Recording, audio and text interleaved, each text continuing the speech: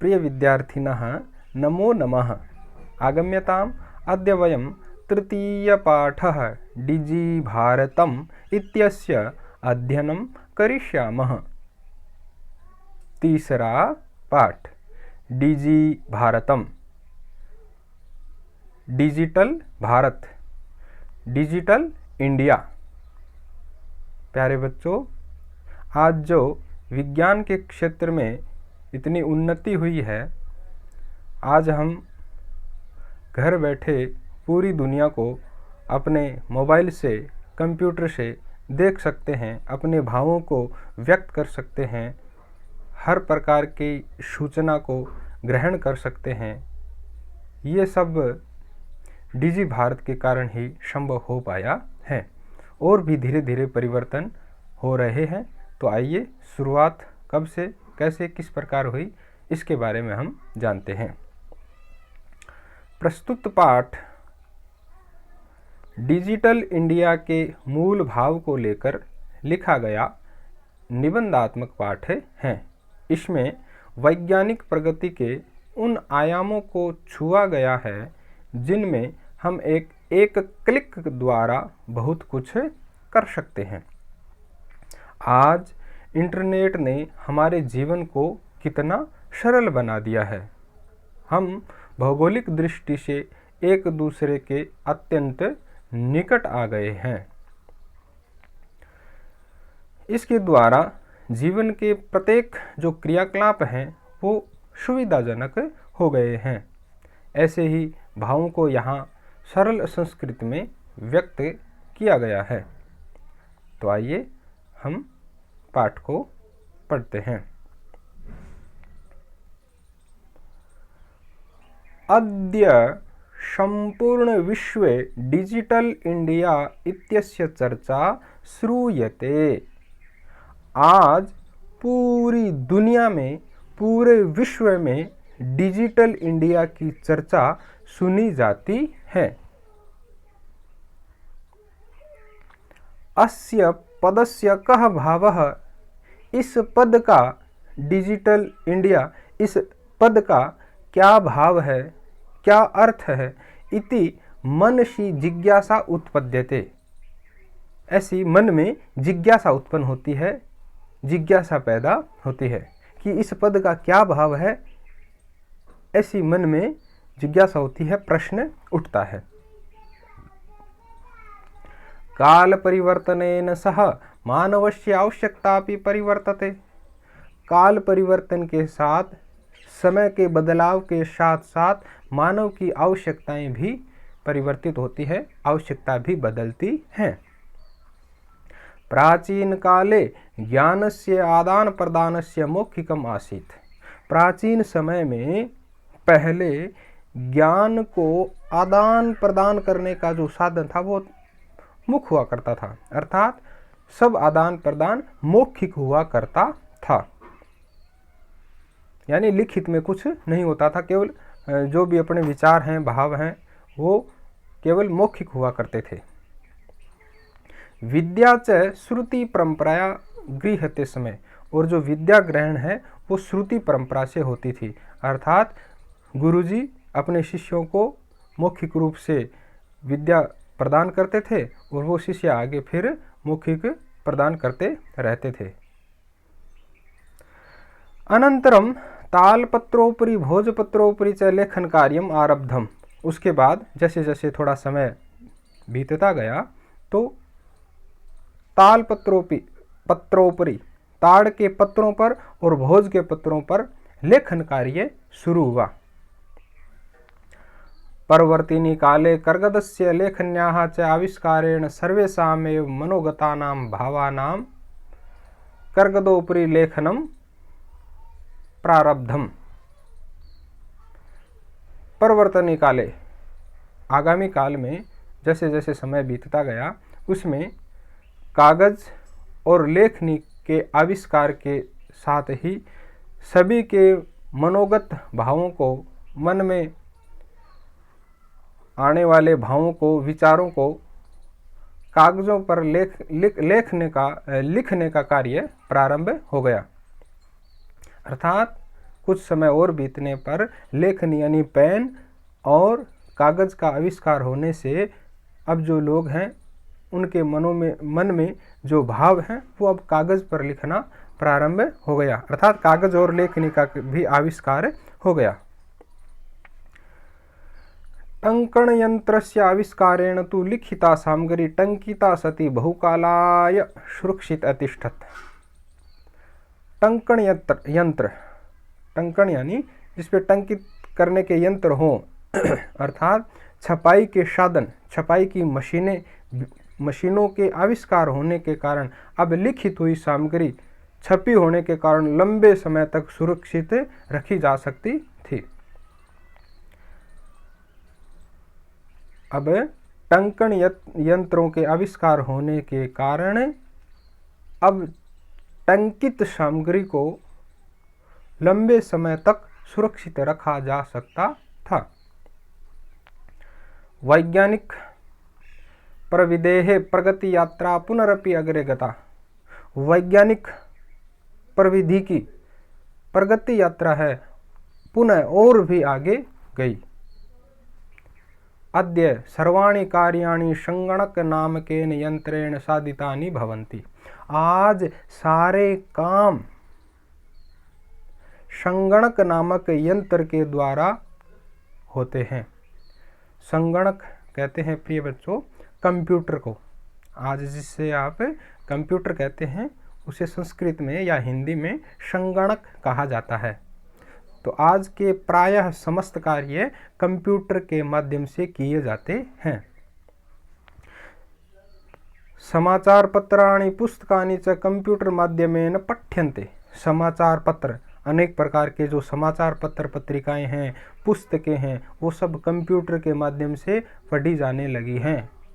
हम कंप्यूटर के माध्यम से या मोबाइल के माध्यम से कोई भी पुस्तक पढ़ सकते हैं, समाचार पत्र भी पढ़ सकते हैं। लिख्यन्ते च, और लिखे भी जाते हैं। कर्गदोद्योगे वृक्षाणाम उपयोगेन वृक्षाः कृत्यन्ते समः। कागज के उद्योग में वृक्षों का, अनेक प्रकार के पादपों का, पेड़ों का उपयोग होने के कारण वृक्षों की कटाई की जाती थी।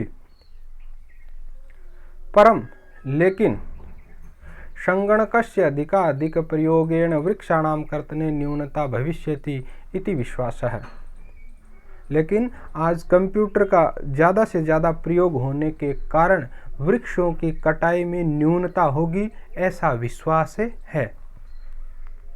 क्योंकि जब समस्त प्रकार के समाचार हैं, पत्र पत्रिकाएं हैं, पुस्तकें हैं, हम मोबाइल या कंप्यूटर के माध्यम से पढ़ेंगे, लिखेंगे, तो कागज़ों की इतनी आवश्यकता नहीं रहेगी, और नहीं रहेगी तो वृक्षों की कटाई भी नहीं होगी। अनेन पर्यावरण सुरक्षायाः दिशि महान उपकारो भविष्यति। यह पर्यावरण की सुरक्षा की दिशा में एक बहुत बड़ा उपकार होगा। अधुना आज आपणे वस्तु क्रयार्थम रूप्यकाणाम अनिवार्यता नास्ति। आज बाजार में वस्तु खरीदने के लिए, कोई भी सामग्री क्रय करने के लिए रुपयों की, पैसों की आवश्यकता नहीं है। डेबिट कार्ड, क्रेडिट कार्ड इत्यादयः सर्वत्र रूप्यकाणां स्थानं गृहीतवन्तः। डेबिट कार्ड और क्रेडिट कार्ड ने सर्वत्र, हर जगह, हर स्थान में, हर क्षेत्र में रुपयों का स्थान ग्रहण कर लिया है। अर्थात अभी हमें बाजार में कोई भी वस्तु खरीदने के लिए नकदी रुपयों की आवश्यकता नहीं है। हम डेबिट कार्ड, क्रेडिट कार्ड आदि के माध्यम से वस्तुएं खरीद सकते हैं। वित्तकोशस्य, वित्तकोश यानी बैंक, चापि सर्वाणि कार्याणि संगणक यंत्रेण संपाद्यन्ते। बैंक के भी सारे कार्य, संपूर्ण काम कंप्यूटर के द्वारा संपादित किए जाते हैं, पूरे किए जाते हैं। बहुविधाः अनुप्रयोगाः मुद्राहीनाय विनिमयाय कैशलेस ट्रांजैक्शन सहायकाः सन्ति। बहुत प्रकार के अनुप्रयोग यानी जो ऐप होते हैं वो मुद्राहीन विनिमय के लिए यानी कैशलेस ट्रांजैक्शन के लिए सहायक हैं। यानी आज हम बाजार से कोई भी वस्तु खरीदें किसी भी क्षेत्र में, यदि पैसों की आवश्यकता हो तो वहाँ पे कैशलेस ट्रांजैक्शन होते हैं। अनेक प्रकार के अनुप्रयोग यानी ऐप आ गए हैं, जैसे फ़ोन पे हैं, गूगल पे हैं,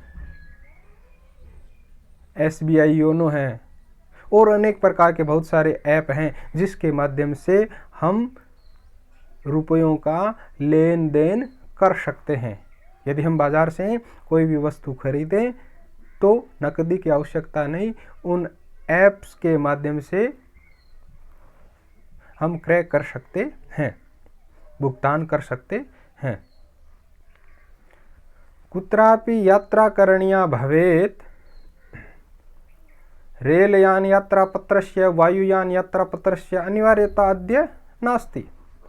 कहीं पर भी चाहे यात्रा करनी हो, रेलयान यात्रा पत्र यानी रेल में यात्रा करने के लिए जो टिकट होती है उसकी और वायुयान टिकट की अब अनिवार्यता नहीं है।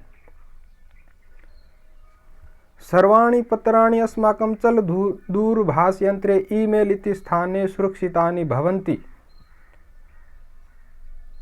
सारे प्रकार के पत्र, समस्त प्रकार की जो टिकट हैं वो हमारे चल दूरभाष यानी मोबाइल यंत्र में, ईमेल में सुरक्षित रहते हैं। अर्थात अब हमें वो टिकट हाथ में रखने की या अपने पॉकेट में रखने की आवश्यकता नहीं है। वो टिकट यदि ऑनलाइन अपने मोबाइल में सुरक्षित हैं तो भी हम यात्रा कर सकते हैं और करते ही हैं। यानी संदर्श्य वयम सौकर्येण यात्रायाः आनंदम गृहीणीमः। जिसको दिखा करके, अर्थात जो हमने वायुयान यात्रा पत्र या रेलयान टिकट मोबाइल में रखी है, सुरक्षित रखी है, उसको दिखा करके हम सुविधापूर्वक सरलता से यात्रा का आनंद ले सकते हैं। चिकित्सालयेऽपि उपचारार्थं रूप्यकाणाम् आवश्यकताद्य नानुभूयते। आज चिकित्सालय में भी, हॉस्पिटल्स में भी उपचार के लिए रुपयों की यानी कैश की, नकद की ज़रूरत, आवश्यकता अनुभव नहीं की जाती, अर्थात आवश्यकता नहीं है। वहाँ पर भी हम सर्वत्र कार्ड माध्यमेन ई-बैंक माध्यमेन शुल्कं प्रदातुं शक्यते।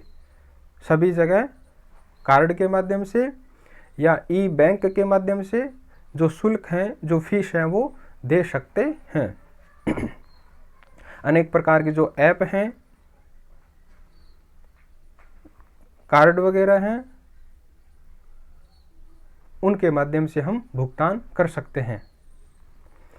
तद्दिनं नातिदूरं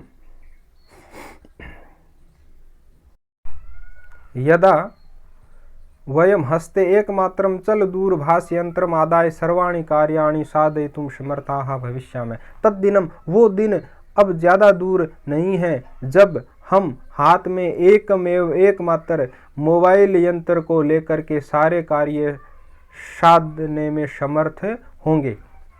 यानी अब वो दिन भी दूर नहीं है जिसमें हम केवल मोबाइल के माध्यम से हमारे समस्त कार्य कर सकेंगे, और आजकल प्राय होते भी हैं। किसी भी प्रकार का लेन देन हो हम प्राय मोबाइल से कर सकते हैं। वस्त्रपुटके रूप्यकाणाम आवश्यकता न भविष्यति। वस्त्रपुटक में, पर्स में, अपने बटुए में रुपयों की आवश्यकता नहीं होगी। पासबुक, चेकबुक इत्यनयोः आवश्यकता न भविष्यति। पासबुक और चेकबुक आदि हैं, उनकी भी आवश्यकता नहीं होगी। पठनार्थं पुस्तकानां समाचार पत्राणाम अनिवार्यता समाप्त प्राया भविष्यति। पढ़ने के लिए पुस्तकों और समाचार पत्रों की भी अनिवार्यता समाप्त प्राय भविष्यति। पुस्तकों की भी आवश्यकता नहीं रहेगी।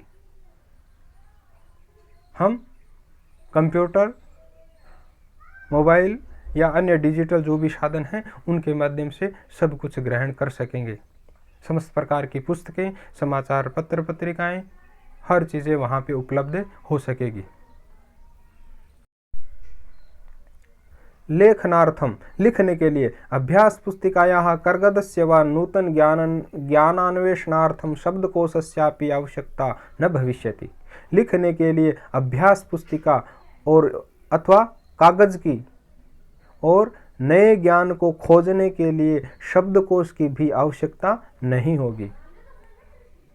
क्यों? क्योंकि अभ्यास पुस्तिका के लिए, अभ्यास करने के लिए भी आजकल सब डिजिटल सिस्टम में आ गए हैं और आने वाले में समय में और ज़्यादा उपलब्ध होंगे।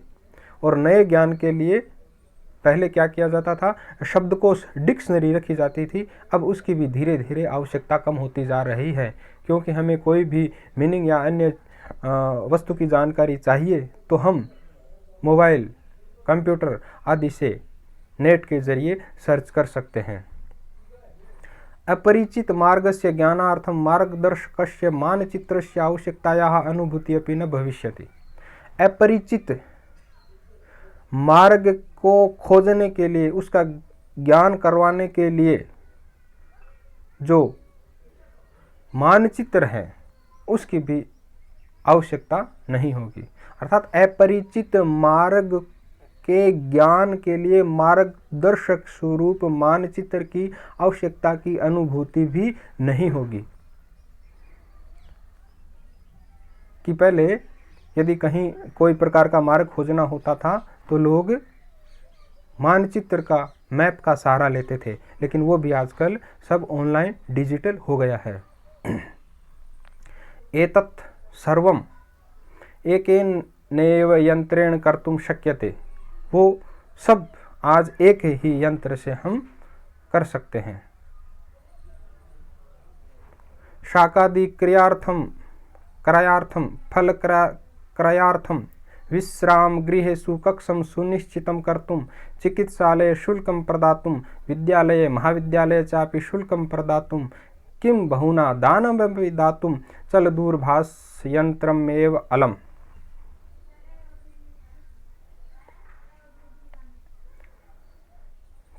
शाकादि क्रयार्थम, चाहे साग सब्जी खरीदना हो, खरीदने के लिए, फल खरीदने के लिए, विश्राम घरों में, होटल रेस्टोरेंट आदि में अपना कमरा सुनिश्चित करने के लिए, चिकित्सालय में शुल्क देने के लिए, फीस देने के लिए, विद्यालय और महाविद्यालय में अपनी फीस या शुल्क देने के लिए, और क्या ज़्यादा कहें, दान देने के लिए भी चल दूरभाष यंत्र अलम है, पर्याप्त है, मोबाइल ही काफ़ी है। यानी आज हमें चाहे सब्जी खरीदनी हो, फल खरीदने हो, विश्राम गृह में अपना कक्ष निश्चित करना हो, हॉस्पिटल में फीस देनी हो, कहीं पे यात्रा करनी हो तो टिकट की जो फीस होती है, शुल्क होता है, वो देना हो, हर प्रकार का कार्य हम आज केवल मोबाइल से ही कर पाते हैं और आगामी समय में और वो सरल हो जाएगा। डिजि भारतम इति अस्याम दिशि वयम भारतीयाः द्रुतगत्या अग्रेसरामः। डिजिटल भारत, इस दिशा में हम भारतीय लोग द्रुत गति से, बहुत ही तीव्र गति से अग्रेसरामः, आगे बढ़ रहे हैं, विकास की ओर बढ़ रहे हैं।